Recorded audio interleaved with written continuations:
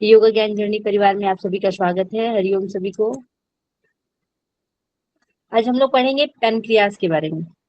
Okay जी।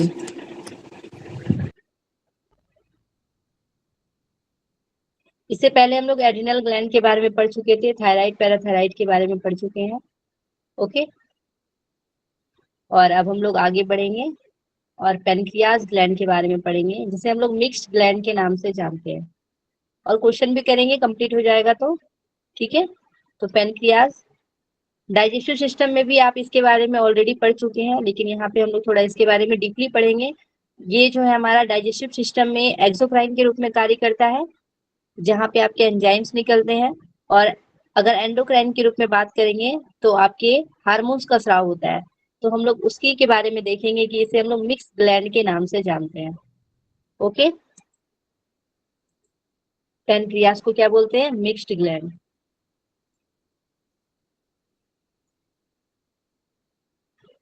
Picture अभी देखिए, ये जो आपकी संरचना है, ये वाली जो संरचना है पत्तों जैसी, इसे ही हम लोग क्या बोलते हैं? पैनक्रियास बोलते हैं।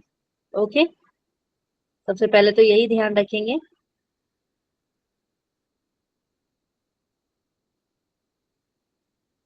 आगे देखते हैं दूसरे पिक्चर में।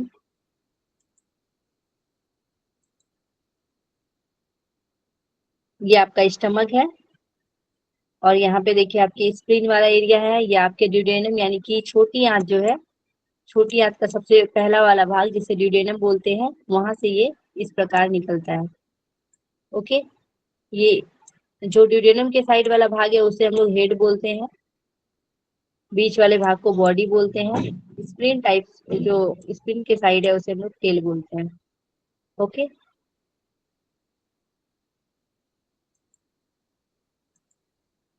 स्प्लीन को टेल बोलते हैं ना मैम? नहीं स्प्लीन नहीं को टेल बोलते हैं। नहीं नहीं, उसको पार्ट में भी दिखाऊंगी, वो पिक्चर आएगा तो एक और पिक्चर दिखाऊंगी। यहाँ देखिए, ये आपके हेड हो गए। पेनक्रियास का पार्ट ही देख रही हूँ, ये हेड हो गए। ये नेक वाला रीजन कहलाता है पेनक्रियास का, ये बॉडी वाला रीजन कहलाता है, और ये टेल वाला रीजन कहलाता है। ओके, क्लियर है अब? पेनक्रियास को यहाँ पे हम लोग head tail, sorry, head neck body और टेल के रूप में बांटते हैं।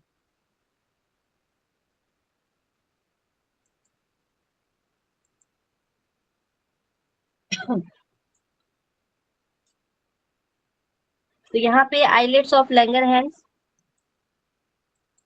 आइलेट्स ऑफ लैंगरहैंस दिख रहा है, इसके बारे में हम लोग पढ़ेंगे। और एक आपके हैं दूसरे पिक्चर में, शायद उसके बारे में लिखा होगा, देखती हूँ हमसे क्या।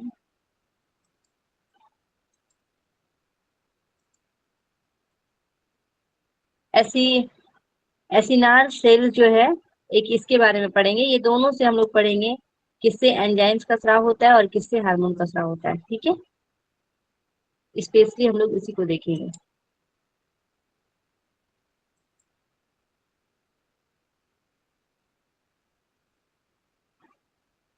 पहले पढ़ लेते हैं, उसके बाद फिर से पिक्चर में आएंगे तो और अच्छे से समझ में आएगा। ओके, यहाँ तक क्लियर है? पिक्चर अभी ऊपर ऊपर से बस समझना है, बाद में इसे फिर डीपली देखेंगे पढ़ने के बाद। हम लोग अग्नाशय के बारे में देखने वाले हैं, पेनक्रियास के बारे में। इसे हम लोग मिक्स ग्लैंड के नाम से जानते हैं, मिश्रित ग्रंथि के नाम से जानते हैं। क्यों मिश्रित ग्रंथि बोलते हैं? क्योंकि यह दोनों कार्य करता है। दोनों कार्य मीन्स एक्सो और इंडो दोनों का कार्य करेगा, यानी कि इंडोक्राइन सिस्टम और साथ में आपके एक्सोक्राइन दोनों के रूप में कार्य करता है। इस वजह से हम लोग इसे क्या बोलते हैं? मिश्रित ग्लैंड बोलते हैं। ठीक है, तो इंडो और प्लस एक्सो दोनों आपको ध्यान रखना है, जिसकी वजह से हम लोग इसे क्या बोलते हैं? मिक्स ग्लैंड, पैनक्रियास को। अब हम लोग इसका मुख्य कार्य देखेंगे। मुख्य कार्य क्या है? तो रक्त में ग्लूकोज का नियमन करना, रेगुलेट करने का कार्य करता है ब्लड ग्लूकोज को। ठीक है, ब्लड ग्लूकोज को रेगुलेट करेगा, और साथ में डाइजेशन, डाइजेशन में मदद करता है। ठीक है, स्थिति अगर लोकेशन देखेंगे इसका, तो अग्नाशय, पेट जो आपके एब्डोमेन में है, ठीक है, तो अग्नाशय यानी पेट एब्डोमेन में, अमाशय यानी स्टमक के पीछे स्थित होता है। ओके, तो आपके पेट में और अमाशय के पीछे स्थित होता है। ये आपको इसका लोकेशन ध्यान रखना है। उसके साथ ही ये ड्यूडेनम यानी कि ड्यूडेनम और स्प्लीन के बीच में फैला हुआ होता है। तो हम लोग पिक्चर में भी देखे थे, एक साइड स्प्लीन था और दूसरे साइड आपके ड्यूडेनम, इस तरीके से ये ड्यूडेनम का एरिया था। और यहाँ से आपके जो है इस तरीके से पैनक्रियाज इस तरीके से बना हुआ था और यहाँ आपके स्प्लीन बने हुए थे। ठीक है, तो यहाँ पे आपको ध्यान रखना है ड्यूडेनम और स्प्लीन के बीच में फैला हुआ है। अगर इसके आकार के बारे में बात करेंगे तो 15 से 20 सेंटीमीटर लंबा होता है। ठीक है, और ये जो लीफ शेप्ड होता है, पत्तों की जैसी आकृति होती है, इस तरीके से बना होता है। ठीक है, पत्तों की जैसी आकृति होती है, जिसको हम लोग क्या बोलेंगे, लीफ शेप, यानी पत्तों जैसा।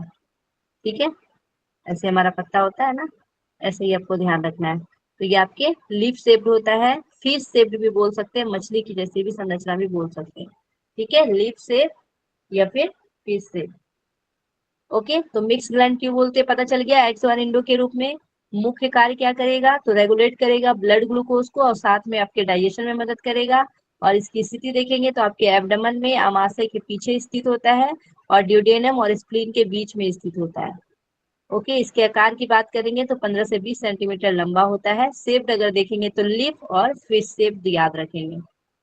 Okay, clear everyone. एक मिनट मैम दोबारा बता दो। दोबारा, तब तो तिवारा जी हो जाएगा बहुत। ओके, देखिए अग्नाशय को क्या बोला जाता है, पेनक्रियास। ठीक है, इसका लोकेशन आप लोग ऑलरेडी अभी देखें, ये आपके ड्यूडेनम वाला एरिया है। ठीक है, ये आपका स्प्लीन वाला एरिया है। ठीक है, जी तो आपके ड्यूडेनम और साथ में आपके स्प्लीन के बीच में पाया जाता है। ठीक है, और ऊपर जो आपका रहता है एब्डोमेन वाला एरिया, ठीक है, पेट के जस्ट नीचे स्थित होता है। इस तरीके से आप यहाँ पे ध्यान रखेंगे। ठीक है, तो पेट और अमाशय के पीछे याद रखना, स्टमक के पीछे होता है। ठीक है, स्टमक के पीछे और आपके ड्यूडेनम और स्प्लीन के बीच में होता है। ये आपका लोकेशन हो गया। और अगर इसका मुख्य कार्य देखेंगे तो ये आपके ब्लड जो ग्लूकोज है उसको रेगुलेट करता है, ब्लड ग्लूकोज को रेगुलेट करेगा। ये समझ में आएगा जब आप आगे पढ़ेंगे ना, तो समझ में आएगा कैसे ब्लड जो ग्लूकोज को रेगुलेट किया जाता है। और आपके डाइजेशन में ऑलरेडी आप लोग पेनक्रियाज के बारे में पढ़ चुके हैं, जहाँ पे ये एक्सोक्राइन के रूप में यानी एंजाइम्स का स्राव कर रहा था ये। ठीक है, तो डाइजेशन में मदद करता है। ओके, अब तो क्लियर होगा ना। अब हम लोग देखेंगे अग्नाशय में दो प्रकार की ये कोशिकाओं से बना होता है। अगर इसके स्ट्रक्चर की बात करेंगे तो ये दो प्रकार की कोशिकाओं से बना हुआ है। ठीक है, अग्नाशय आपकी, पेनक्रियास आपकी दो प्रकार की कोशिकाओं से बना हुआ है, ये याद रखना है। पहला है आइलेट्स ऑफ लैंगरहैंस। लैंगरहैंस की द्वीपीय इसको बोला जाता है, द्वीपिका बोला जाता है, आइलेट्स ऑफ लैंगरहैंस। ठीक है, याद रखिएगा, आइलेट्स ऑफ लैंगरहैंस। ये जो है आपके एंडोक्राइन के रूप में कार्य करता है। ठीक है, पेनक्रियास हम लोग पढ़े हैं कि मिक्स ग्लैंड है। तो आपके अगर पूछा जाएगा कि एंडो के रूप में कौन सा जो है कार्य करता है, तो आपको ध्यान रखना है आइलेट्स ऑफ लैंगरहैंस। ठीक है, आइलेट्स ऑफ लैंगरहैंस जो है आपके एंडोक्राइन के रूप में कार्य करता है। और इससे क्या होगा, एंडो से आपको पता है कि हार्मोन का स्राव होता है। एंडोक्राइन से आपका क्या होता है, हार्मोन्स का स्राव होता है। तो इससे आपके लैंगरहैंस से जो है हार्मोन के स्राव होंगे। ठीक है, तो ये विभिन्न प्रकार की कोशिकाओं से बना होता है। ये आइलेट्स ऑफ जो लैंगरहैंस है, ये विभिन्न प्रकार के कोशिकाओं से बना होता है। ओके, जो कि हार्मोन को स्रावित करता है। जिसमें से अगर हम लोग यहाँ पे टाइप्स देखेंगे तो अल्फा सेल, उसके बाद आपके beta cell, delta cell, PP जिसको हम लोग एफ सेल के नाम से जानते हैं। तो ये चारों आपको याद रखना है, बहुत वेरी वेरी इंपॉर्टेंट है आपके एग्जाम के लिए। ठीक है, वेरी वेरी इंपॉर्टेंट आपको याद रखना है ये। ठीक है, आपके सबसे पहले आइलेट्स ऑफ लैंगरहैंस में क्या क्या चीजें आती है, ये जो है लैंगरहैंस की दीपिकाएं कहलाता है, जो आपके एंडोक्राइन के रूप में आता है पेनक्रियास का। और साथ में यहाँ से आपके हार्मोन का स्राव होगा। और ये जो लैंगरहैंस की दीपिकाएं हैं, ये आपके विभिन्न प्रकार की कोशिकाओं से बना हुआ है, जिसमें चार कोशिकाएं आपको ध्यान रखना है, alpha cell, beta cell, delta cell और एफ सेल। ठीक है, अल्फा बीटा और डेल्टा आपको याद रखना है, अल्फा बीटा और डेल्टा याद रखना है। और दूसरा पीपी सेल। पीपी सेल को हम लोग दूसरे नाम से क्या जानते हैं, एफ सेल के नाम से जानते हैं। ठीक है, एफ सेल। ओके, अब यहाँ पे अल्फा सेल से ग्लूकागॉन, कौन सा हार्मोन निकलेगा, तो ग्लूकागॉन। बीटा सेल से क्या निकलता है, तो इंसुलिन। डेल्टा सेल से क्या निकलता है, सोमेटोस्टेटिन। और एफ सेल से क्या निकलता है, तो पैनक्रिएटिक पॉलीपेप्टाइड। ये आप एकदम रटा हुआ होना चाहिए आपके मुंह पे। ठीक है, पैनक्रिएटिक पॉलीपेप्टाइड। ओके, तो अल्फा बीटा डेल्टा तो आपको ऐसे सीक्वेंस में याद रहता है, ऑलरेडी आप लोग इसके बारे में 9 या 8 क्लास में पढ़े होंगे फिजिक्स में, अल्फा बीटा डेल्टा। और यहाँ पे पीपी सेल अलग से एक याद रखना है, ए बी डी एफ याद रखिएगा। अगर यहाँ पे सेल के बारे में पूछा जाएगा तो ए बी डी एफ। ठीक है, ए बी डी एफ। ए से आपका हो जाएगा अल्फा सेल, बी से बीटा सेल, डी से डेल्टा सेल और पी से आपके हो जाएंगे एफ सेल। को यहाँ पे ए बी डी पी भी बोल सकते हैं, ए बी डी पी अच्छा रहेगा, क्योंकि एफ सेल के जगह पे पीपी याद रखना है आपको। ठीक है, तो ये दोनों चीज आप यहाँ पे ध्यान रख सकते हैं, A B D P. ABVP होता है ना, एबीवीपी जो एक राजनीतिक संगठन है, एबीवीपी, तो यहाँ एबीडीपी याद रखना है। Okay, alpha cell, beta cell, delta cell और एफ सेल। अल्फा सेल से क्या निकलेगा, तो ग्लूकागॉन। बीटा सेल से क्या निकलेगा, इंसुलिन। और डेल्टा सेल से आपके सोमेटोस्टेटिन। और आपके एफ सेल से निकलेगा पीपी, जिसको हम लोग बोलते हैं पैनक्रिएटिक पॉलीपेप्टाइड। ये चारों आपका रटा हुआ होना चाहिए। अब दूसरा देखेंगे, हम लोगों को पता है कि जो आपके पैनक्रियाज है वो आपके 2 प्रकार की कोशिकाओं से बना हुआ है, 2 प्रकार की कोशिकाओं से। तो जो एक हो गया, एक आइलैंड्स ऑफ लैंगरहैंस हो गया, जिसमें से आपके 4 सेल के बारे में आप लोगों ने देखा। दूसरा हम लोग देखेंगे एसिन सेल। ठीक है, एसिनाई सेल। एसिनाई सेल ये आपके एक्सोक्राइन के रूप में कार्य करता है, एसिनाई सेल। ठीक है, एक्सोक्राइन के रूप में, यानी कि बहिर्स्रावी के रूप में कार्य करता।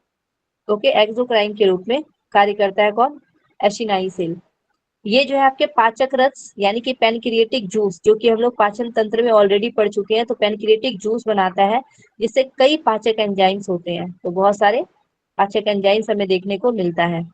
ठीक है, तो 2 चीजें सबसे पहले आप लोग याद रखिएगा, आइलेट्स ऑफ लैंगरहैंस और दूसरा एसिनाई सेल।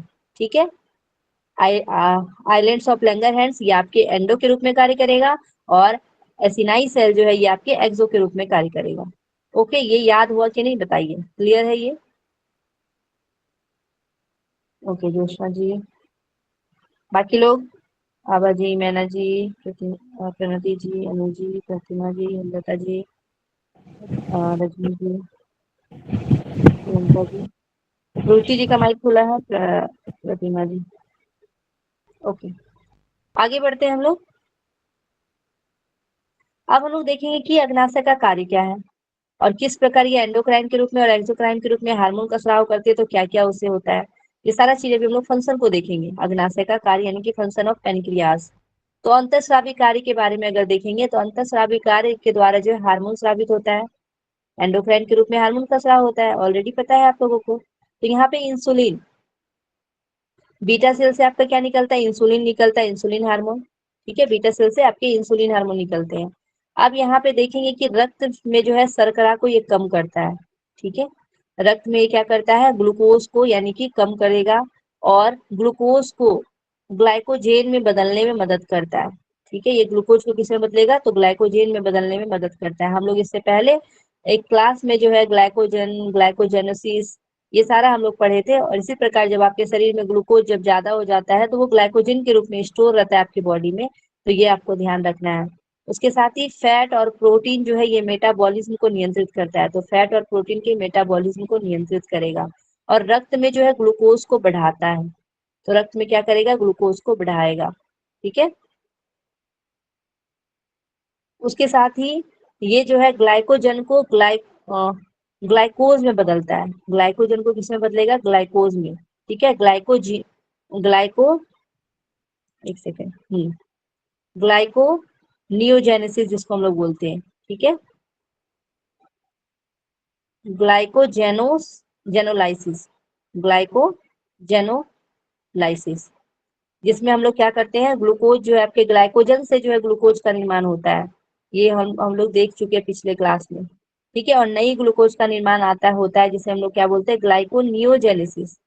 ठीक है, तो ग्लाइकोजन से जो है ग्लूकोज का बदलता है तो उसको हम लोग बोलते हैं ग्लाइकोजेनोलाइसिस, और आपके नई ग्लूकोज का जब निर्माण होता है तो उसको हम लोग बोलते हैं ग्लाइकोनियोजेनेसिस। ओके, साथ में आपके सोमेटो सोमेटोस्टेटिन जिसको बोलते हैं सोमेटोस्टेटिन, जो आपके डेल्टा डेल्टा सेल से निकलता है सोमेटोस्टेटिन, ठीक है, डेल्टा सेल से निकलता है। और आपके ये जो है इंसुलिन और ग्लूकोज दोनों को क्या करेगा, रेगुलेट करेगा। इंसुलिन और ग्लूकोज को सॉरी ग्लूकागॉन को क्या करेगा, रेगुलेट करेगा। और साथ में ग्रोथ हार्मोन और जो आपके गैस्ट्रीन है, तो ग्रोथ हार्मोन और गैस्ट्रीन को भी क्या करेगा, इनहिबिट करता है, इनहिबिटिंग हार्मोन, ठीक है। रिलीजिंग हार्मोन और इनहिबिटिंग हार्मोन हम लोग पढ़ चुके हैं ऑलरेडी। किसमें पढ़े हैं बताइए, बताइए। इनहिबिटिंग एंडोक्राइन सिस्टम में मैम। एंडोक्राइन सिस्टम में पढ़े हैं, तो किसके अंतर्गत हम लोग पढ़े हैं कि इनहिबिटिंग और रिलीजिंग वाला part? हाइपोथैलेमस इनहिबिटिंग और रिलीजिंग हार्मोन छोड़ता है, जिससे कि हार्मोन सिक्रेशन को रेगुलेट करता है वो। यस, तो यहाँ पे ये रोकेगा इनहिबिटिंग का मतलब। तो यहाँ पे ग्रोथ हार्मोन और जो आपके गैस्ट्रीन को क्या करता है, इनहिबिट करता है, इनहिबिटिंग करता है। उसके साथ ही आपके जो पाचक रस है, जो आपके डाइजेस्टिव सिक्रेशन है, और जो आपके यकृत जो लीवर को क्या करता है, एक्टिविटी को नियंत्रित करता है। तो डाइजेस्टिव सिक्रेशन और साथ में लीवर की एक्टिविटी को नियंत्रित करता है। ये हम लोग देख रहे हैं कि किस प्रकार जो है हमारा अग्नाशय कार्य करता है, ठीक है, इंडोक्राइन और एक्सोक्राइन के रूप में किस प्रकार कार्य करता है। और अभी हम लोग एक एक अल्फा सेल, बीटा सेल, ठीक है, डेल्टा सेल और पीपी पॉलीपेप्टाइड, ये सारे के बारे में भी विस्तार से पढ़ेंगे।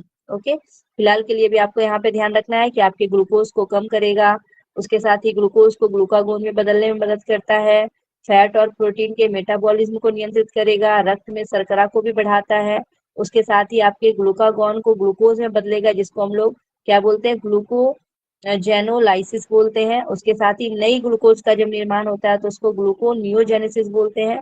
सोमेटोस्टेटिन के बारे में हम लोग यहाँ पे देखेंगे। उसके साथ ही आपके इंसुलिन और ग्लूकागॉन दोनों को रेगुलेशन करता है, ये रेगुलेट करता है आपके सोमेटोस्टेटिन। उसके साथ ही ग्रोथ हार्मोन, जिसमें हम लोग गैस्ट्रीन, ग्रोथ हार्मोन और गैस्ट्रीन को क्या करता है, ये इनहिबिट करता है।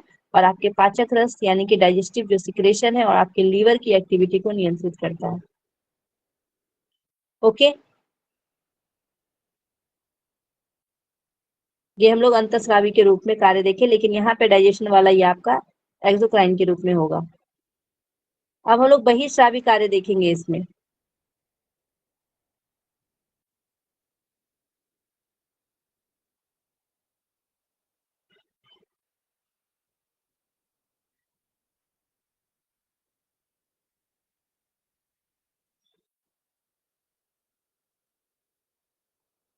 बहिर्स्रावी के रूप में, तो बहिर्स्रावी के रूप में देखेंगे तो पैनक्रिएटिक जो है एसिनी सेल है, एसिनाई सेल, जिसके द्वारा जो है आपके पैनक्रिएटिक जूस स्रावित होता है, जिसमें पाचक एंजाइम होते हैं, ठीक है। तो इसमें आपके पाचक एंजाइम होते हैं, जिसमें आपके एमाइलेज है, लाइपेज है, ठीक है। उसके बाद है प्रोटियोलाइटिक प्रोटियोलाइटिक एंजाइम्स, ठीक है, प्रोटियोलाइटिक एंजाइम्स। तो यहाँ पे आपके जो एमाइलेज है ये कार्बोहाइड्रेट को माल्टोज में तोड़ता है। एमाइलेज कार्बोहाइड्रेट को माल्टोज में तोड़ता है, ऑलरेडी हम लोग डाइजेस्टिव सिस्टम में पढ़ चुके हैं इसके बारे में। लाइपेज जो है ये वसा को जो है फैटी एसिड और ग्लिसरॉल में तोड़ता है। उसके साथ आपके जो प्रोटियोलाइटिक एंजाइम्स है, प्रोटियोलाइटिक एंजाइम्स, इसमें ट्रिप्सोजन जो है, ट्रिप्सोजन ये ट्रिप्सिन यानी प्रोटीन का जो है यहाँ पे तोड़ने का कार्य करता है। उसके बाद है आपके ट्रिप्सिनोजेन, काइमोट्रिप्सिनोजेन, ये जो है काइमोट्रिप्सिन में तोड़ता है। उसके बाद है कार्बो ऑक्सी पेप्टिडेट्स, पेप्टिडेज, तो ये जो है प्रोटीन को एमिनो एसिड में तोड़ता है। और न्यूक्लियस जो डीएनए और आरएनए, इसको डीएनए और आरएनए को तोड़ने का कार्य करता है। फिलहाल के लिए आपको यहाँ पे याद रखना है एमाइलेज, लाइपेज, ठीक है, और साथ में ट्रिप्सिन याद रखना है। ओके, ये आपके बहिर्स्रावी ग्रंथि में देखेंगे, जो कि हम लोग डाइजेस्टिव सिस्टम में देख चुके हैं, जो कि पैनक्रियास से निकलने वाले एंजाइम्स है। ओके, अल्फा सेल के बारे में पहले देखेंगे, ठीक है। अभी जस्ट हम लोग अंतरस्रावी और बहिस्रावी वाला देख रहे थे कि कौन सा अंतरस्रावी और बहिस्रावी के रूप में किस प्रकार कार्य करता है। ओके, उसके बाद हम लोग देखेंगे कि जो आपके अल्फा सेल है, अल्फा सेल से निकलने वाले जो हार्मोन है उसके बारे में देखेंगे।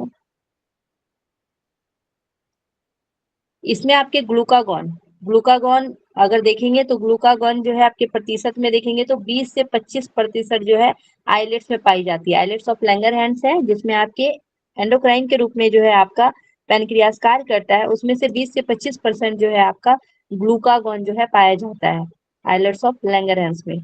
अगर इसका स्थान देखेंगे तो आइलेट्स की परिधि में, यानी कि पेरी जो है स्पेयर में पाया जाता है, ठीक है, इसकी परिधि में पाया जाता है। और कार्य अगर देखेंगे इसका तो रक्त शर्करा को क्या करता है, ग्लूकोज बढ़ाता है, यानी कि रक्त शर्करा को बढ़ाने का कार्य करेगा, ठीक है। अल्फा सेल क्या करेगा, रक्त शर्करा को बढ़ाने का कार्य करेगा।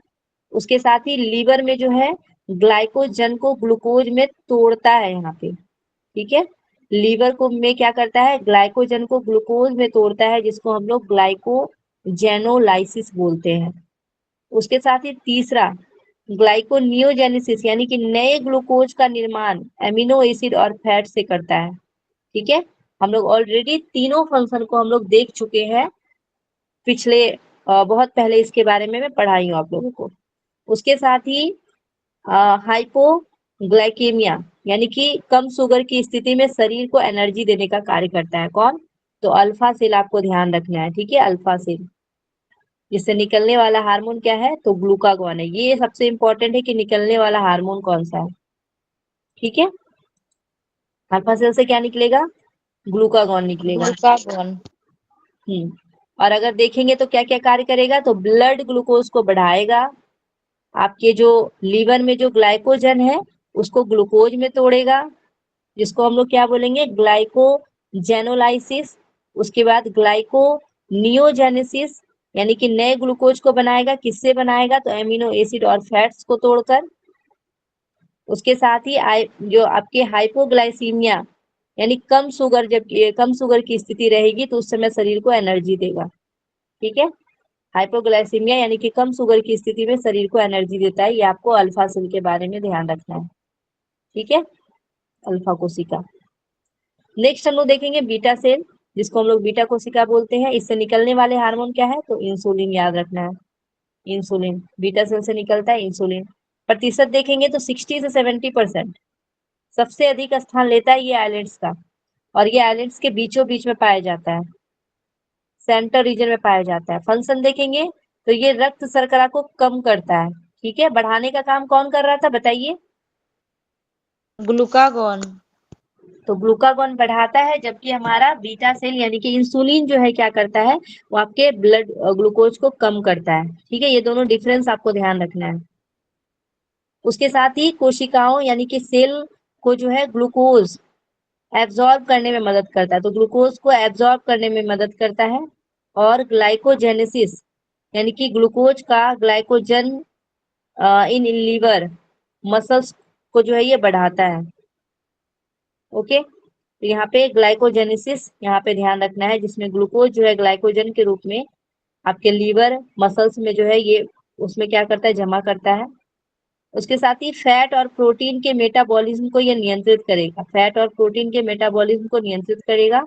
और डायबिटीज मेलिटस यानी मधुमेह के कारण जो होता है इंसुलिन की कमी या फिर असंवेदनशीलता देखने को मिलता है। तो डायबिटीज मेलिटस कब देखने को मिलता है, जब आपके शरीर में इंसुलिन की कमी हो जाती है, जिसे हम लोग मधुमेह भी बोलते हैं, ठीक है। इंसुलिन की कमी होने के कारण मधुमेह रोग होता है, ये आपको ध्यान रखना है। मधुमेह जो है आपका इंसुलिन जो है वो ब्लड ग्लूकोज को क्या करता है, कम करता है, ओके।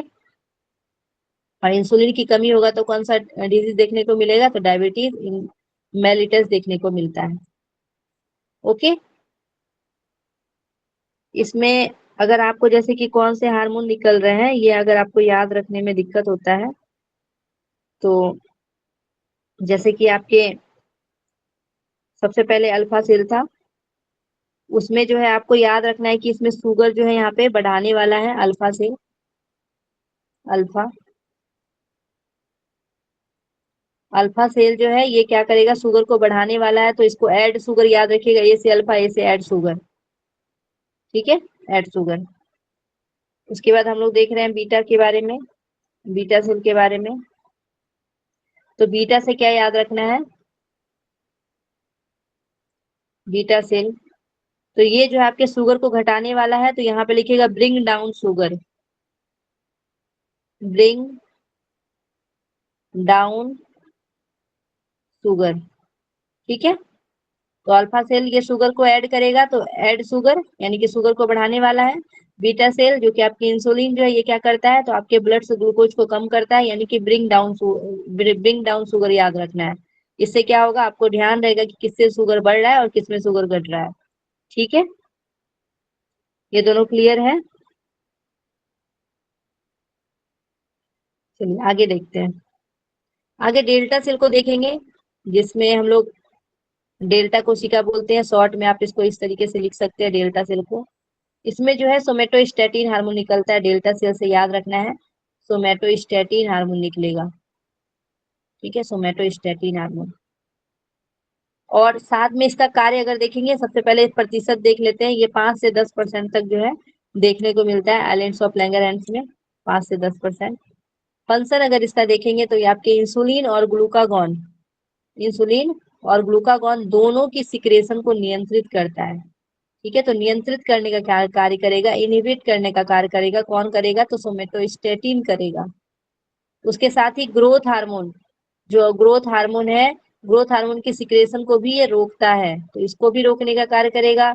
इंसुलिन और ग्लूकागॉन दोनों के सिक्रेशन को भी नियंत्रित करेगा, साथ में आपके ग्रोथ हार्मोन को भी सिक्रेशन को नियंत्रित करेगा, और जो आपके डाइजेस्टिव सिस्टम की गति और एंजाइम सिक्रेशन को धीमा करता है। तो डाइजेस्टिव सिस्टम की गति और साथ में एंजाइम्स के सिक्रेशन को धीमा करता है, यानी कि डाइजेस्टिव सिस्टम के समय जो एंजाइम्स निकलते हैं तो उसके रिसाव को धीमा करता है। एक प्रकार से ये रेगुलेटरी, माइक खुला है क्या किन्हीं का, ये कुछ क्वेश्चन है। मैम स्क्रीन प्रेजेंट नहीं हो रही, स्क्रीन प्रेजेंट नहीं हो रहा है, हो तो रहा है, हो रही है। एक बार फिर से एक बार फिर से ज्वाइन हो जाइए। तो एक प्रकार से ये रेगुलेटरी हार्मोन के रूप में कार्य करता है, ठीक है, रेगुलेटरी हार्मोन के रूप में ये कार्य करेगा, ओके। यानी कि इस तरीके से आप इसको याद रख सकते हैं, जो आपके डेल्टा जो आपके सेल है, कहाँ लिखा रहा है भाई, अच्छा यहाँ पे, जो आपके डेल्टा सेल है, ये डेल्टा सेल एक प्रकार से जो है आपके डिसीजन मेकर के रूप में कार्य करता है, यानी कि दूसरे हार्मोन को नियंत्रित करने का ये कार्य करेगा डेल्टा। तो डेल्टा जो है आपको कैसे याद रखना है, डिसीजन लेता है यानी नियंत्रित करता है, डिसीजन मेकर के रूप में कार्य करता है, ठीक है। ये हम याद करने के लिए ट्रिक बता रहे हैं कि कैसे आप याद रखेंगे उसके कार्य को, ओके। तो डेल्टा डिसीजन मेकिंग यानी कि नियंत्रित करने का कार्य करता है, जैसे कि ग्लूकागॉन और आपके इंसुलिन दोनों के सिक्रेशन को नियंत्रित करेगा, ग्रोथ हार्मोन के सिक्रेशन को नियंत्रित करेगा, डाइजेस्टिव जो सिस्टम है उसमें जो एंजाइम्स निकलते हैं उसके भी सिक्रेशन को ये धीमा करता है। तो एक प्रकार के रेगुलेटरी हार्मोन के रूप में ये कार्य करता है। क्लियर है एवरीवन, तीनों, ओके। आगे देखते हैं पीपी सेल, इसे एफ सेल के नाम से जानेंगे, दूसरा नाम इसका एफ सेल है। पीपी का फुल फॉर्म आपका हो जाएगा pancreatic polypeptide, pancreatic polypeptide cell. Hormone देखेंगे तो पॉलीपेप्टाइड, आपके पैनक्रिएटिक पॉलीपेप्टाइड ही इसका नाम है, ठीक है, एफ सेल से निकलने वाला। प्रतिशत 1 से 2% है, सबसे कम मात्रा में ही निकलता है। फंक्शन तो आपके पैनक्रिएटिक एंजाइम्स के सिक्रेशन को नियंत्रित करेगा, ठीक है, पैनक्रियास से निकलने वाले हार्मोन को ये क्या करेगा, उसके नियंत्रण को उसके एंजाइम्स के सिक्रेशन को नियंत्रित करेगा। आपके गॉल ब्लेडर है जो कि पित्ताशय है, उससे बाइल के स्राव को ये कम करता है। उसके साथ ही आपके डाइजेस्टिव सिस्टम के समन्वय यानी कि कोऑर्डिनेशन में मदद करेगा, समन्वय यानी मींस कोऑर्डिनेशन में ये मदद करता है, कोऑर्डिनेशन में मदद करेगा। और साथ में भूख की स्थिति में एपिटाइट को जो है कुछ हद तक ये प्रभावित करता है, तो भूख को जो है कुछ हद तक ये प्रभावित करता है। तो यहाँ पे क्या क्या याद रखना है आपको, सबसे पहले हार्मोन्स का नाम क्या है, यहाँ पे एफ सेल से निकलने वाले, तो पैनक्रिएटिक जो है आपके पॉलीपेप्टाइड है, 1 से 2% ये स्रावित होता है। क्या कार्य करेगा, तो पैनक्रिएटिक एंजाइम सिक्रेशन को नियंत्रित करेगा, गॉल ब्लेडर के बाइल के स्राव को नियंत्रित करेगा यानी कम करेगा, और डाइजेस्टिव सिस्टम के में कोऑर्डिनेशन में जो है ये मदद करेगा। ठीक है, और भूख को जो है कुछ हद तक ये प्रभावित करता है, ये आपको यहाँ पे ध्यान रखना है। ओके, तो पीपी से आप लोग यहाँ पे क्या याद रख सकते हैं, पैनक्रिएटिक प्रोसेस कंट्रोल। तो पीपी से आप याद रखिएगा कि आपका जो है पैनक्रिएटिक जो प्रोसेस है उसको ये कंट्रोल करेगा। ठीक है, पीपी सेल से क्या याद रखिएगा, पैनक्रिएटिक प्रोसेस कंट्रोल। ठीक है, यानी कि डाइजेस्टिव सिक्रेशन का ये कंट्रोल करता है, डाइजेस्टिव सिक्रेशन को कंट्रोल करेगा, तो पैनक्रिएटिक प्रोसेस कंट्रोल है। इस तरीके से आप यहाँ याद रख सकते हैं चारों का कार्य को। ओके, तो अल्फा सेल आपके ग्लूकागॉन ब्लड ग्लूकोज को बढ़ाएगा। अल्फा सेल क्या करेगा, 1 सेकेंड इसको लिख देती हूँ मैं एक बार।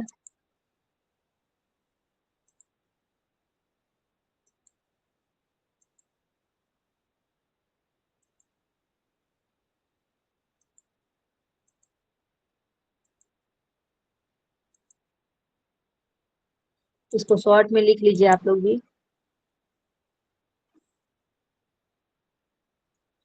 जो आपके अल्फा सेल है,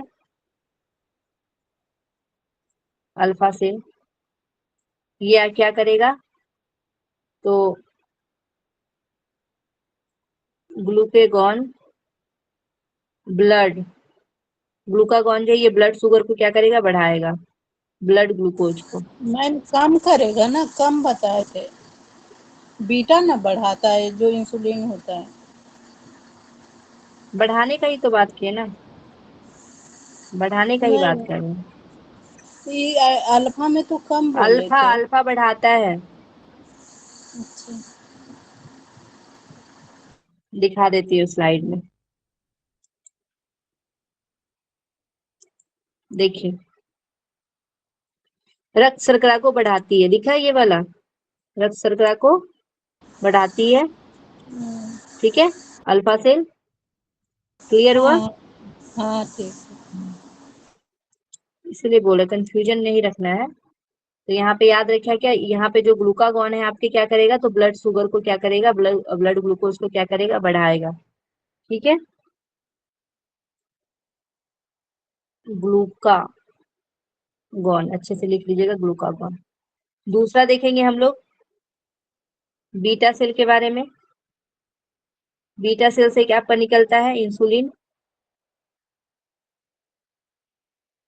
इंसुलिन, ये इंसुलिन क्या करता है, तो ब्लड ग्लूकोज को ये घटाने का कार्य करता है। ठीक है, यानी ये आपके बढ़ाएगा और ये घटाएगा। ठीक है, इस तरीके से भी आप एरो बना के ध्यान रख सकते हैं। तो ए बोलता है जितना आने आने दो, और बी बोलता है बाय बाय। ठीक है, ऐसे भी याद रख सकते हैं। उसके बाद है आपका डेल्टा। डेल्टा जो है इससे आपका निकलता है सोमेटोस्टेटिन हार्मोन। क्या बोला था मैम आपने अभी तो बताया तो देखिए। ठीक, ए जो है ना, ए बोलता है आओ, यानी कि बढ़ाओ, आते जाओ जितना आ सकते हैं, यानी कि ग्लूकोज लेवल को बढ़ा रहा है। इस तरीके से ऐसे ही मैं अपना ट्रिक लगाई। ठीक है, और बीटा में क्या बोलता है, बाय बाय, यानी कि ग्लूकोज लेवल को कम करता है, यानी बाय बाय, भागो। ठीक है, तो इस तरीके से भी ग्लूकोज, ब्लड ग्लूकोज को बढ़ाना और घटाना याद रख सकते हैं, ऐसे ही बताई मैं। उसके बाद आपको ध्यान रखना है डेल्टा, जिसको हम लोग सोमेटोस्टेटिन हार्मोन से क्या चीज होगा यहाँ पे, तो इंसुलिन और ग्लूकागॉन को ये रेगुलेट करेगा। इंसुलिन एवं ग्लूकागॉन, यानी इसके ऊपर वाले जो दोनों है, ये दोनों एक साथ ऐड कर देंगे इसमें, सोमेटोस्टेटिन में इंसुलिन और ग्लूकागॉन को क्या करेगा, regulate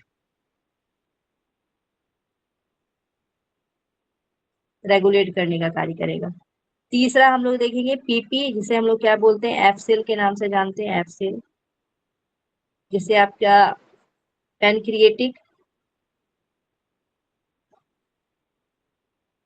pancreatic polypeptide pancreatic polypeptide जो है का स्राव होता है, जिससे क्या होगा, डाइजेस्टिव सिक्रेशन कंट्रोल करने का कार्य करता है। डाइजेस्टिव सिक्रेशन को कंट्रोल करने का क्या कार्य करेगा।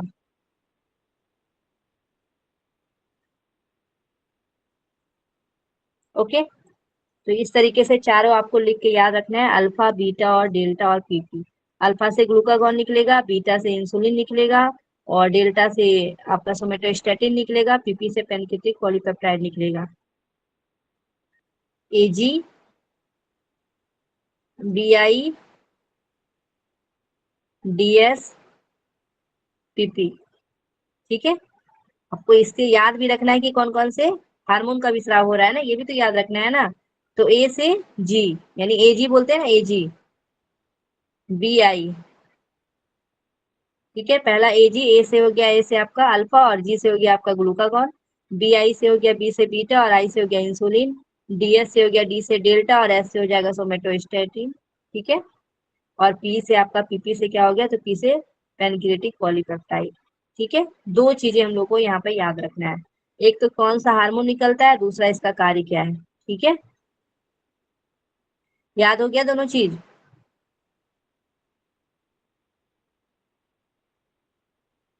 ओके लता जी, बाकी लोगों को याद हुआ।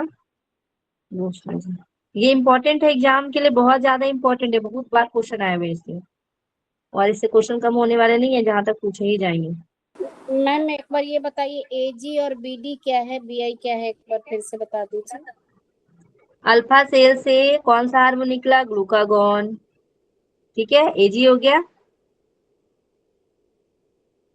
बीटा से क्या निकला, इंसुलिन, बीआई। डेल्टा से क्या निकला, सोमेटोस्टेटिन, डीएस।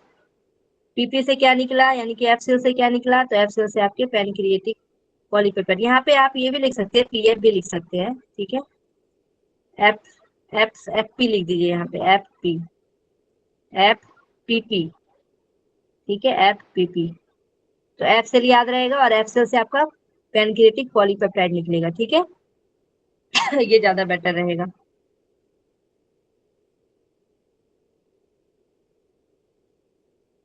ओके, आगे बढ़े। मैम एक ट्रिक याद आ रहा है इसको देख के, एजी, बीआई, डीएस और बताइए पीसी को। एजी बताइए। बिन देखे सूट, एजी बिन देखे सूट पहनो। एजी बिन देखे, एजी बिन एजी, देखे पीला रंग का, बिन हाँ, देखे, बिन बिन सूट। देखे, अच्छा, प से पीला, नहीं अच्छा नहीं होगा ये। अच्छा, पहनों में भी हो जाएगा ना, सिर्फ पी याद रखेंगे तो, एफ लेकिन याद नहीं रहेगा। ठीक है, मैम सूट पहनो, फॉर्म। क्या, फूल हाथ का पहनो बोल सकते हैं मैम, इसमें अच्छा, फुल सूट हाथ, पहनो। फुल पजामा नहीं, सूट पहनो फुल पजामा। ठीक है कुछ भी ट्रिक बन गया, चलिए जैसे आप लोग को याद रखना है। ठीक है, बस याद हो जाना चाहिए। ओके, तो एजी बिन देखिए, सूट पहनो, बिन फुल पजामा। आगे बढ़ते हैं, क्या ट्रिक बना है।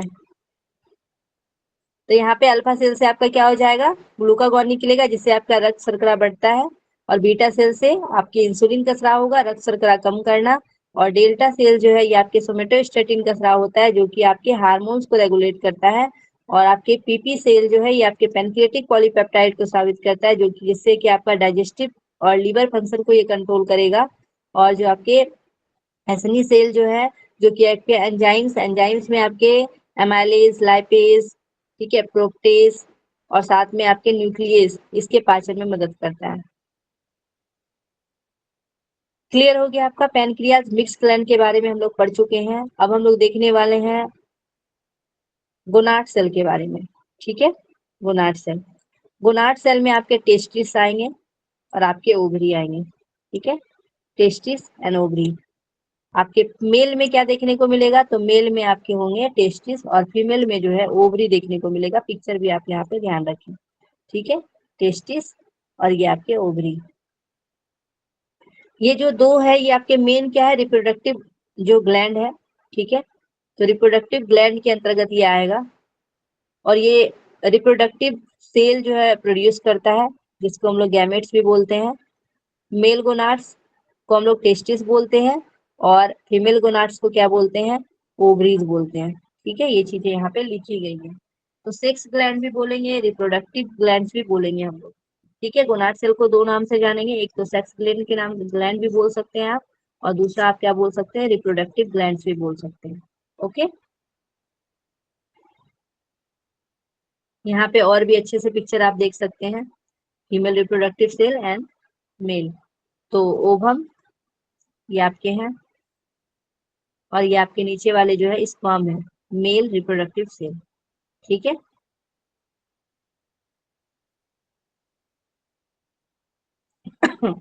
तो गोनाड जो है, गोनाड में दो प्रमुख अंग आते हैं, आपके ओवरीज आते हैं और दूसरा जो है आपके टेस्टिस आते हैं। ओवरीज को अंडाशय बोलते हैं जो स्त्रियों में पाया जाता है, और टेस्टिस जिसे वृषण बोलते हैं जो आपके पुरुषों में पाया जाता है। अब अंडाशय के बारे में पढ़ेंगे, ओवरीज जो कि आपके एंडोक्राइन सिस्टम के रूप में हम लोग देखेंगे कि आपका कैसे कार्य करता है ओवरीज। तो अंडाशय जो है स्त्री के प्रमुख जनन ग्रंथियां हैं, फीमेल जो है गोनाड से आपका अंडाशय, ठीक है, ओवरीज। अब यहाँ पे कुछ डिफरेंट चीजें हम लोग देखेंगे, जैसे मिक्स ग्लैंड तो हम लोग अभी पैनक्रियाज को देखे, लेकिन यहाँ भी अगर एक तरीके से देखेंगे तो ये भी मिक्स्ड ग्लैंड के रूप में कार्य करता है।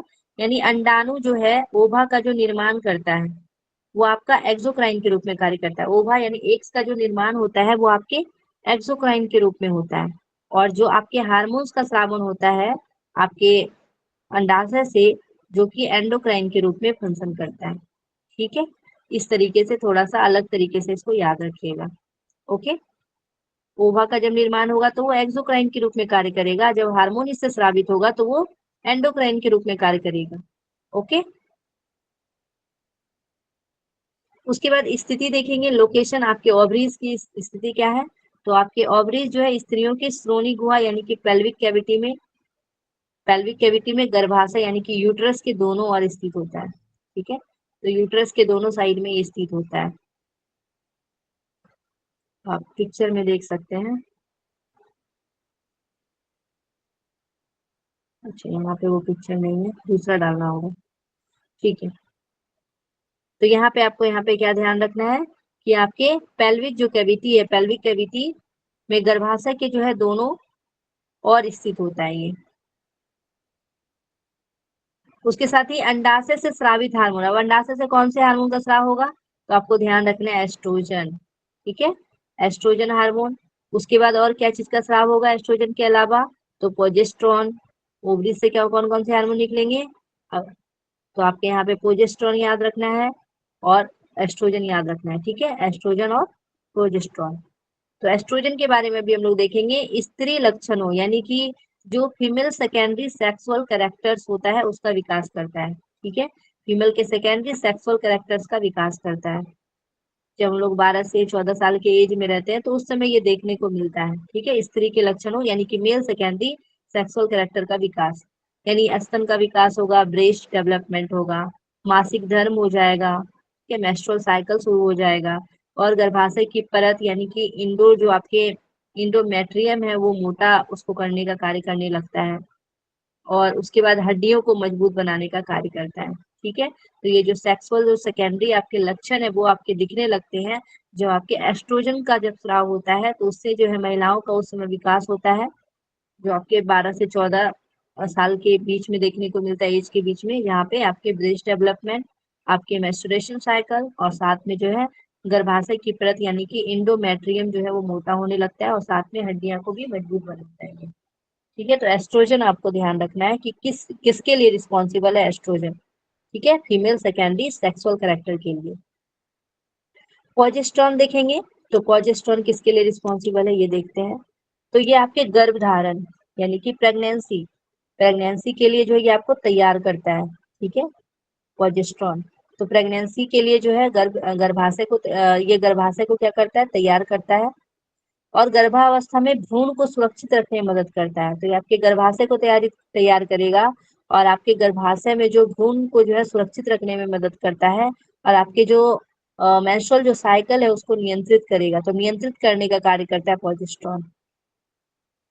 ठीक है, उसके साथ यहाँ पे इनहिबिन यहाँ पे ध्यान रखना है, जो कि आपके पिट्यूटरी ग्लैंड से जो फॉलिकल स्टिमुलेटिंग हार्मोन के स्राव को ये रोकने का कार्य करता है। तो इनहिबिटिंग के रूप में ये कार्य करता है। ठीक है, यहाँ पे क्या करेगा, तो ये आपके फॉलिकल स्टिमुलेटिंग हार्मोन को रोकने का कार्य करेगा। उसके साथ ही रिलैक्सिन जो है ये आपके गर्भावस्था के दौरान जो है श्रोणि यानी कि पेल्विस और जाके और गर्भाशय ग्रीवा जो है यानी कि सर्विक्स को ढीला करता है ताकि प्रसव यानी कि चाइल्ड बर्थ आसान हो सके। तो ये रिलैक्सिन का भी स्राव करता है ओवरीज। ठीक है, तो यहाँ पे आपको 4 चीजें ध्यान रखना है, एस्ट्रोजन, प्रोजेस्टेरोन, इनहिबिन और साथ में आपके रिलैक्सिन आपके गर्भावस्था के दौरान जो श्रोणि यानी कि जो आपके पेल्विस वाले रीजन होते हैं और जो आपके गर्भाशय ग्रीवा को ये क्या करेगा, ढीला करेगा ताकि अच्छे से जो है बच्चे बाहर आ सके यानी कि चाइल्ड बर्थ अच्छे से हो सके। ठीक है, तो ओवरीज में आपको क्या क्या याद रखना है, क्या क्या हार्मोन याद रखना है, एस्ट्रोजन, प्रोजेस्टेरोन, इनहिबिन और साथ में आपके रिलैक्सिन। ओके, याद हो गया, आगे बढ़े।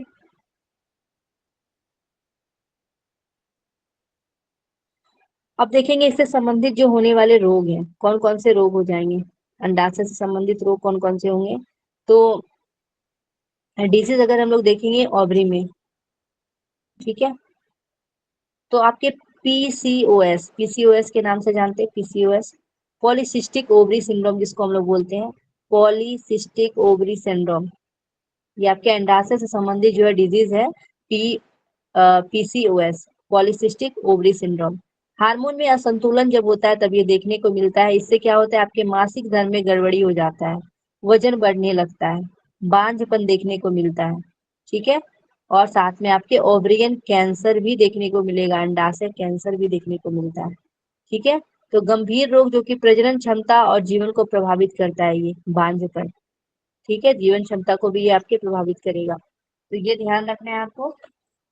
सबसे पहला पॉलीसिस्टिक ओवरी सिंड्रोम जो क्या करेगा, हार्मोन को असंतुलित करेगा जिससे आपके मासिक धर्म में गड़बड़ी होगा, मेंस्ट्रुएशन साइकिल में प्रॉब्लम आएगा, वजन बढ़ेगा, आपके अंडाशय कैंसर होने का खतरा रहेगा और आपके प्रजनन क्षमता को और साथ में गंभीर जीवन को प्रभावित करेगा। ठीक है, प्रोजेस्टेरोन जो है, प्रोजेस्टेरोन या फिर एस्ट्रोजन की कमी के कारण आपके अंडाशय की समय से पहले विफलता देखने को मिलता है, प्री मैच्योर ओवरियन फेल्योर हो जाता है। ठीक है, अगर प्रोजेस्टेरोन की कमी हो जाएगी या फिर एस्ट्रोजन की कमी हो जाएगी, ठीक है, तो क्या होगा, अंडाशय के समय से पहले ही विफलता देखने को मिलेगा, प्री मैच्योर ओवरियन फेल्योर देखने को मिलेगा। एस्ट्रोजन की कमी से जल्दी जो है मेनोपॉज आते हैं। ठीक है, तो एस्ट्रोजन की कमी हो जाएगी तो मेनोपॉज जो है वो जल्दी देखने को मिलता है। ठीक है, क्लियर है यहाँ तक। लता जी, अनु जी, जोशना जी, ट्रैवल, विद्या जी, प्रतिमा जी, विद्या जी, ओके। अब हम लोग देखेंगे टेस्टिस के बारे में। अब मेल सेल के बारे में यहाँ पे देखेंगे टेस्टिस। तो ये इंडोक्राइन के रूप में किस प्रकार कार्य करता है, तो वृषण जो कोई पुरुष के प्रमुख जनन ग्रंथियां, मेल गोनाड्स है ये आपके वृषण। ठीक है, टेस्टिस मेल गोनाड्स है। ये भी मिश्रित ग्रंथि के रूप में हम लोग इसको देखेंगे किस प्रकार है। तो शुक्राणु जो है, जब शुक्राणु बनते हैं तो वो एक्सोक्राइन के रूप में कार्य करता है जब बनता है तो, और जब ये जो है हार्मोन का जब स्राव करेगा तब ये एंडोक्राइन के रूप में कार्य करेगा। इस तरीके से याद रखना है। लोकेशन देखेंगे तो टेस्टिस अंडाशय यानी अंडकोश में जो है बाहर की ओर लटका रहता है, तो अंडकोश में बाहर की ओर ये लटका होता है ताकि तापमान नियंत्रित रहे और शुक्राणु उत्पादन ठीक से हो। तो ये बेसिकली तापमान नियंत्रित रहे इस वजह से ये बाहर की ओर लटका होता है और शुक्राणु के उत्पादन ठीक से होने के लिए। ठीक है, लोकेशन आपको इसका ध्यान रखना है, अंडकोश के बाहर की ओर। ओके, उसके साथ ही वृषण से स्रावित हार्मोन हम लोग देखेंगे कौन कौन से हार्मोन का सिक्रेशन होगा आपके टेस्टिस से। तो टेस्टिस से टेस्टोस्टेरोन। ठीक है, टेस्टिस से आपको याद रखना है टेस्टोस्टेरोन। ठीक है, और पुरुष लक्षणों यानी कि मेल सेकेंडरी सेक्सुअल कैरेक्टर का विकास होता है। ठीक है, तो लड़कों में क्या होगा, मेल के सेकेंडरी कैरेक्टर का विकास होगा, यानी कि दाढ़ी मूंछ आने लगेगा, फेशियल हेयर, डीप वॉइस हो जाएगा, लड़कों का आवाज वॉइस हो जाता है उम्र के साथ साथ, और साथ में मांसपेशियों का विकास होगा, मसल ग्रोथ होगा, उसके साथ यौन इच्छा और साथ में शुक्राणु निर्माण, ये सारा जो है उसमें मदद करेगा। ठीक है, तो यौन इच्छा में और साथ में शुक्राणु के निर्माण में जो है, यानी कि स्पर्म जो है जेनेसिस में ये मदद करेगा। ठीक है, स्पर्मेटोजेनेसिस की में मदद करेगा। तो याद रखना है, जो कि आपके हार्मोन है टेस्टिस, टेस्टिस से निकलेगा टेस्टोस्टेरोन हार्मोन, जो कि आपके मेल के क्या करेगा, सेकेंडरी सेक्सुअल कैरेक्टर को विकसित करेगा, जिसमें आपकी हेयर फेशियल हेयर देखने को मिलेगा, दाढ़ी मूंछ जिसको बोलते हैं, डीप वॉइस देखने को मिलेगा, मांसपेशियों में ग्रोथ होगा, और साथ में यौन इच्छा जो है वो जागृत हो जाएगा, और साथ में शुक्राणु का जो है निर्माण होगा। ठीक है, अब आगे देखेंगे इनहिबिन, यहाँ पे बताया गया है सेरोटोनिन सेल से, इसमें आपके पिट्यूटरी ग्लैंड से जो फॉलिक स्टिमुलेटिंग हार्मोन के स्राव को यहाँ भी नियंत्रित करेगा, सेम टू सेम वैसे ही। और इसमें स्मॉल अमाउंट में आपके एस्ट्रोजन अगर निकलते हैं, एस्ट्रोजन से भी बनता है आपके शुक्राणु विकास में मदद करेगा, तो स्मॉल अमाउंट में एस्ट्रोजन भी बनाता है जो कि शुक्राणु के विकास में मदद करता है। तो स्मॉल अमाउंट में क्या निकलेगा, आपके एस्ट्रोजन भी निकलेगा, जो क्या करेगा, शुक्राणु के विकास में मदद करेगा। ठीक है, मैच्योरेशन में मदद करेगा, ये ध्यान रखना है यहाँ पे। अब हम लोग देखेंगे इससे संबंधित डिजीज कौन कौन से होते हैं, टेस्टिस से रिलेटेड डिजीज। तो यहाँ पे आपको ध्यान रखना है हाइपोगोनाइडिज्म, हाइपोगोनाइडिज्म होगा। ये हाइपोगोनाइडिज्म क्या है, तो टेस्टोस्टेरोन की कमी से क्या होगा, दाढ़ी मूंछ का विकास नहीं होगा, यौन इच्छा कम होना और बांझपन, यानी लड़कों में ये बांझपन देखने को मिलेगा। ठीक है, उसके साथ ही शुक्राणु की कमी देखने को मिलेगा, वृषण कैंसर यानी कि टेस्टिकुलर कैंसर देखने को मिलेगा, वृषण में कैंसरस वृद्धि। ठीक है, तो कैंसरस वृद्धि यानी कि क्लाइनफेल्टर सिंड्रोम इसको हम लोग बोलते हैं, क्लाइनफेल्टर सिंड्रोम। और साथ में जेनेटिक्स डिसऑर्डर देखने को मिलता है, यानी कि XX और Y क्रोमोसोम टेस्टोस्टेरोन की कमी की वजह से। ठीक है, हम लोग पढ़ते हैं ना मेल और फीमेल में, मेल में ये फीमेल में देखने को मिलता है XX, और मेल में क्या देखने को मिलता है, X और Y। ठीक है, लेकिन यहाँ पे XX और Y जो है आपके क्रोमोसोम यानी कि टेस्टोस्टेरोन की कमी की वजह से ऐसा होता है। ठीक है,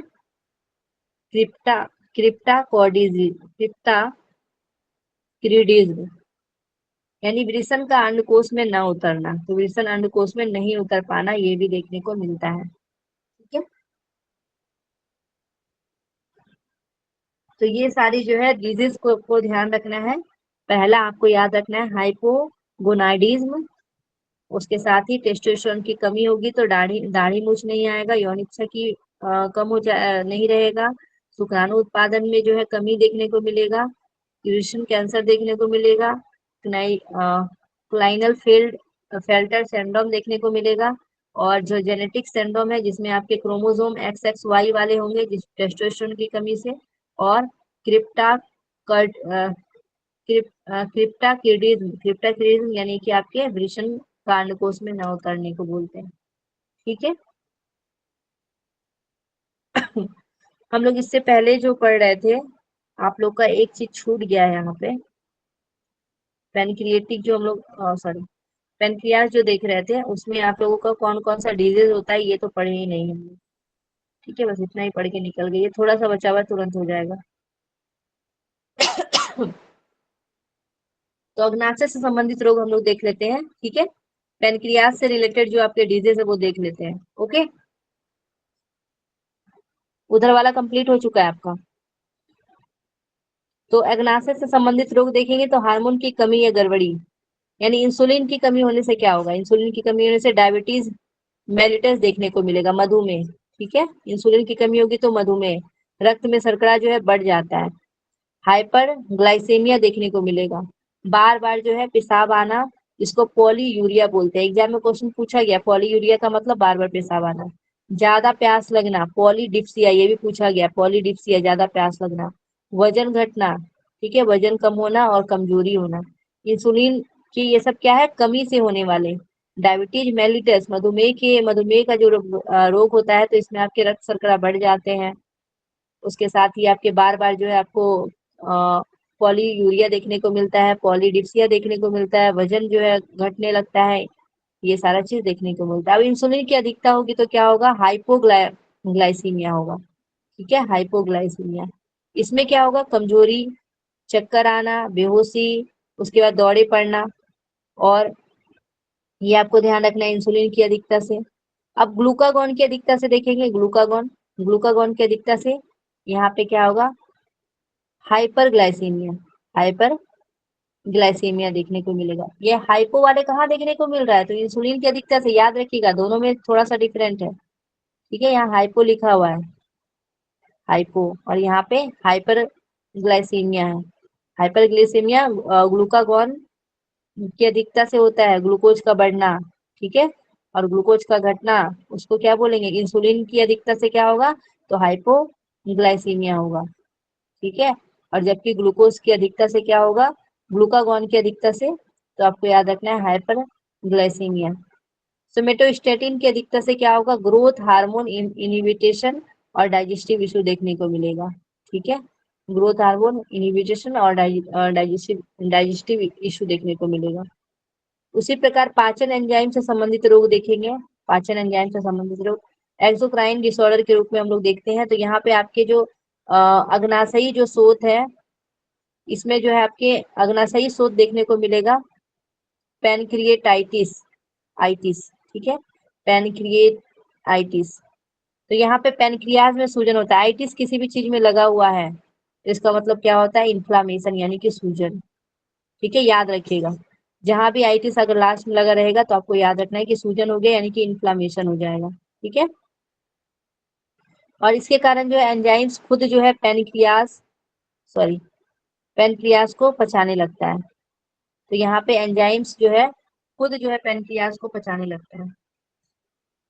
लक्षण देखेंगे तो पेट में दर्द होगा, उल्टी, पीलिया, ठीक है, उसके बाद सिस्टिक फाइब्रोसिस देखने को मिलेगा, जेनेटिक डिसऑर्डर, म्यूकस जो आपके ग्लैंड्स है उसमें समस्या देखने को मिलेगा। म्यूकस ग्लैंड की समस्या से आपके पैनक्रिएटिक जूस जो है वो ठीक हो जाता है यानी पतला हो जाता है।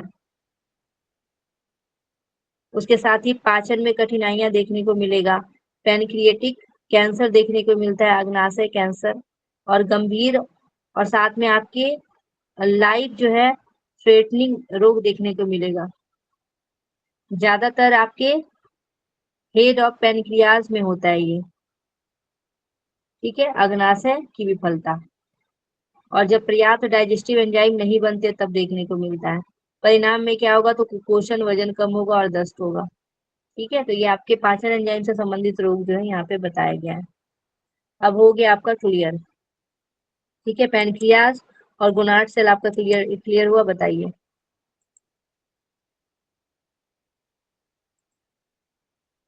एंडोक्राइन सिस्टम को हम लोग पढ़ चुके हैं। अब हम लोग नेक्स्ट क्लास में सारा क्वेश्चन कर लेंगे।